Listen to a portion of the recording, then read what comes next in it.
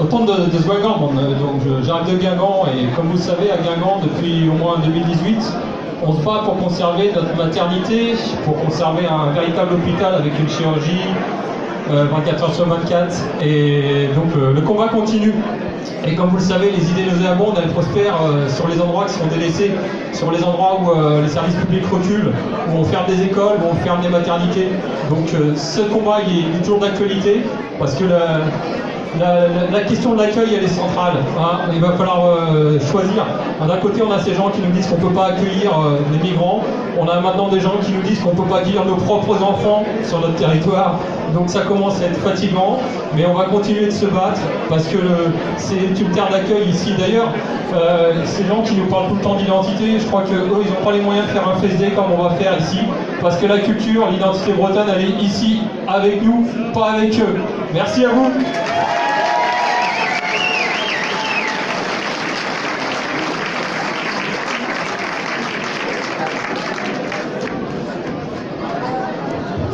Bonjour, je viens de Guingamp, je vais vous parler au nom d'un collectif qui s'appelle Torioué, qui s'oppose au projet d'usine à saumon, de ferme-usine à saumon, qui est un projet en fait qui va vers l'accaparement de pas mal de ressources en eau, énergie, ressources halieutiques aussi de pays étrangers par la pêche minotière.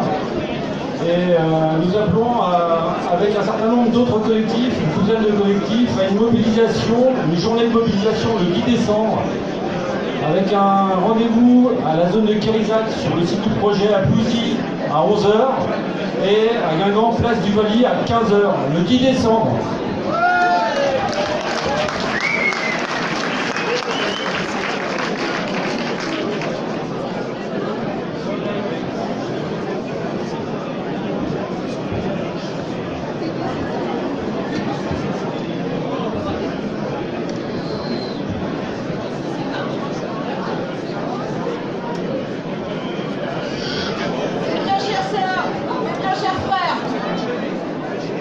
Reprenez avec moi tout son cœur.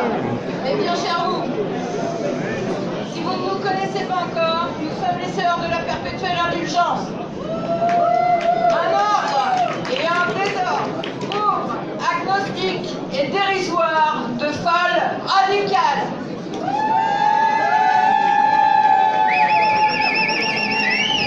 Né à San Francisco il y a 42 ans, en ce samedi 5 novembre 2022, de l'an 52 après Stonewall, nous sommes venus exorciser Calac et ce n'est pas un luxe.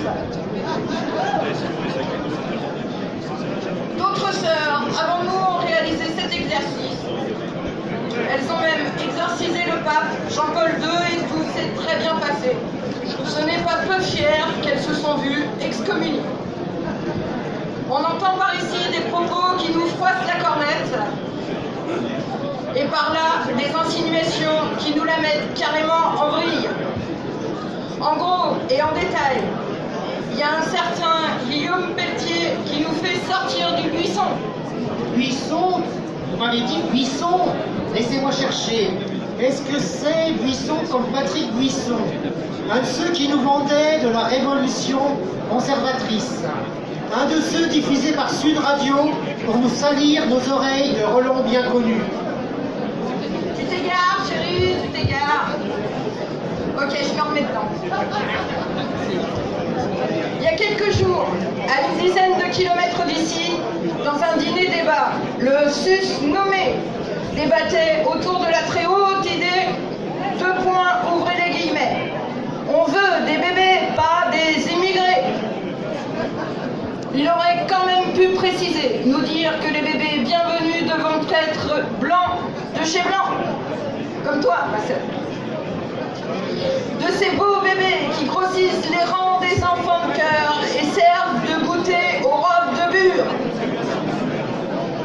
Hasard du calendrier ou pas, le 22 octobre dernier, le droit à l'avortement restait au seuil de son inscription dans la Constitution.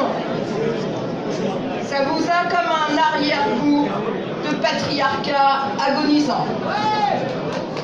Question. Le Vatican est-il au Sénat?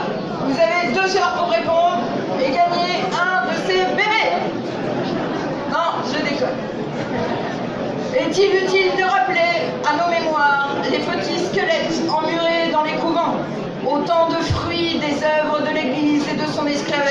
sexuelle. Aussi sûr que Nantes est bretonne et que nous sommes vos petites sœurs d'amour, il n'y aura pas de rosaire dans nos ovaires, ni de bruit de bottes dans nos prés.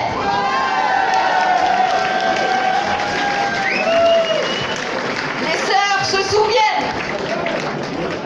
Ah oui, on se souvient qu'à la chapelle des Sept Saints, à Vieux-Marché, il existe le seul lieu de culte islamo-catholique. La paix entre les communautés, pour nous les sœurs, c'est une des valeurs fondamentales.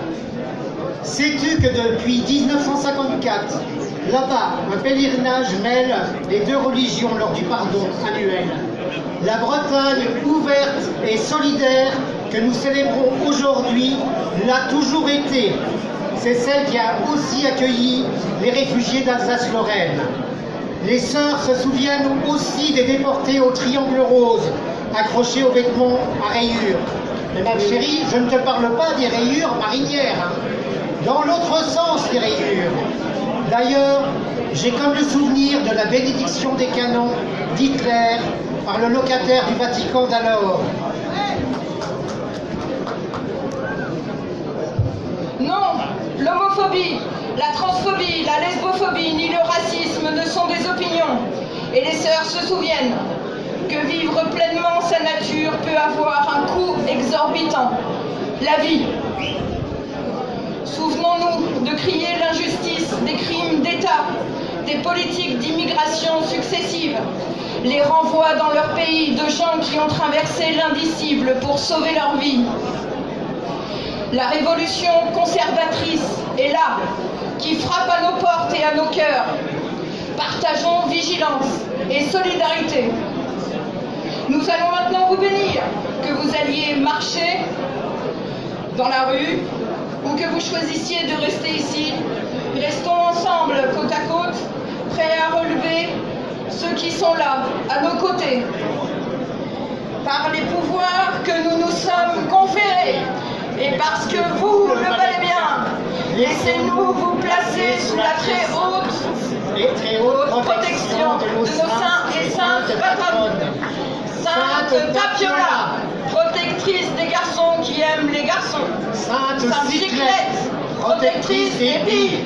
Saint Peter, patron des ponts. Sainte Sappho, gardienne des filles qui aiment les filles. Saint Jean d'Arc, gardien des personnes trans. Et bien sûr, Sainte Rita, patronne des causes désespérées et donc des vétérans.